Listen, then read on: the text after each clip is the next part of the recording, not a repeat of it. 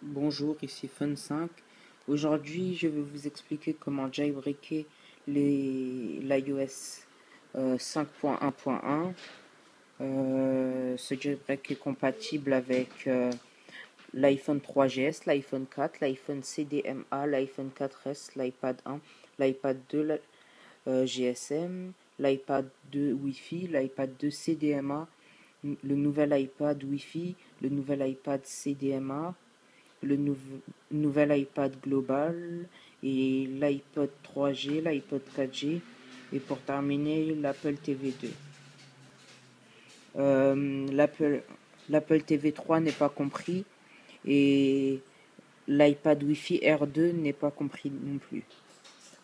Donc ce jailbreak on l'effectue avec Absinthe 2.0.4. Vous pouvez le trouver sur internet. Tout simplement vous mettez ceci. Vous mettez Absinthe 1.0 et vous trouverez ça. Vous cliquez sur n'importe lequel. Il propose de télécharger pour Windows, pour Mac.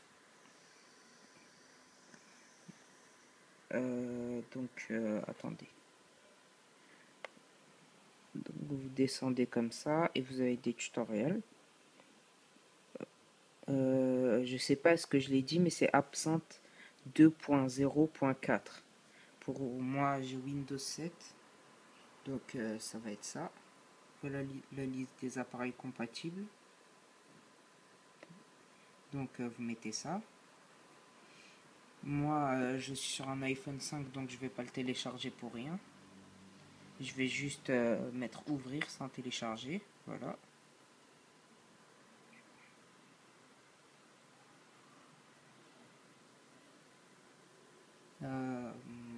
Voilà. Vous mettez ça. Il faut mettre extraire tout. Voilà. Et là, il faut mettre exécuter en tant qu'administrateur. Je sais pas ce que je voulais bien montrer. Donc je le refais, c'est là. Exécuter en tant qu'administrateur. Donc je mets oui. Ça va vous faire défiler cette liste. Il faut pas avoir peur. C'est pour pouvoir ouvrir Absinthe. Donc il faut pas s'inquiéter. C'est tout simple. Moi, la plupart du temps, je ferai avec Absinthe ou d'autres sites, mais je pense pas le faire avec Red Snow parce que c'est un logiciel que je déconseille pour ceux qui débutent dans le milieu du jailbreak parce qu'il est assez difficile pour ceux qui connaissent pas. Donc moi, je ferai pas avec Absinthe, je ferai avec Red Snow pour ceux qui veulent regarder. Ce sera un petit peu plus difficile, mais je ferai surtout avec Absinthe. Voilà. On clique là-dessus, on met exécuter. Non, on va sur le petit dossier qui est ici. Voilà, mais aussi exécuter en tant qu'administrateur. Je crois que le créateur d'Absinthe vient de quitter le monde du jailbreak. Donc, à ce que j'ai dit, ce que j'ai dit tout à l'heure, c'est pas sûr que je ferai plus qu'avec Absinthe, mais j'espère que ça sera encore possible. Bon, bref. Vous voyez ici qu'il y a marqué Welcome to Absinthe iOS 5.1 Untethered Jailbreak. Donc c'est pour rappeler ou pour apprendre à ceux qui ne savent pas, le jailbreak Untethered, c'est un jailbreak qui permet d'allumer votre iDevice, c'est-à-dire votre iPhone, votre iPod, votre iPad et tous les autres appareils sans les sans devoir repasser par votre ordinateur et devoir redémarrer le logiciel. Ceci, ça se passe surtout avec Red Snow. Absinthe, c'est toujours un tether. Mais Red Snow, il faut rallumer, pas pour tous les Red Snow, mais pour certains, il faut rallumer l'ordinateur, il faut refaire reboot, just boot, et donc c'est assez long.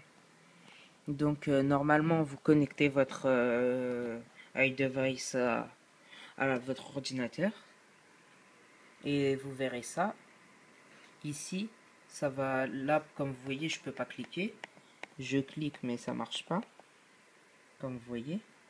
Et donc, une fois que vous aurez connecté, moi je peux pas le faire parce que mon iPhone 5, il est en iOS 6. Mon iPod Touch, comme l'iOS 6 est sorti, je peux pas. Si je l'allume, comme il est déjà jailbreaké, il faut que je le restaure pour vous remontrer. Si je le restaure, ça va faire une mise à jour. Ça va me faire la mise à jour et il va passer en iOS 6.0. L'iOS 6.0.1 étant sorti, il va passer en iOS 6.0.1 et donc je pourrais pas vous faire la vidéo.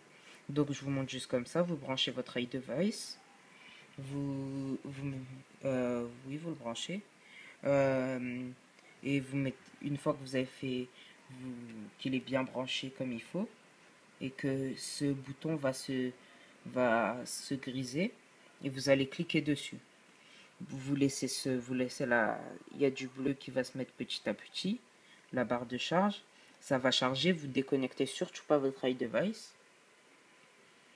Une fois que ça sera terminé, il y aura marqué Done ici, ou quelque part, en tout cas autour de la barre, il y aura marqué Done quelque part, D-O-N-E, pour si je prononce pas bien, et ça sera fini.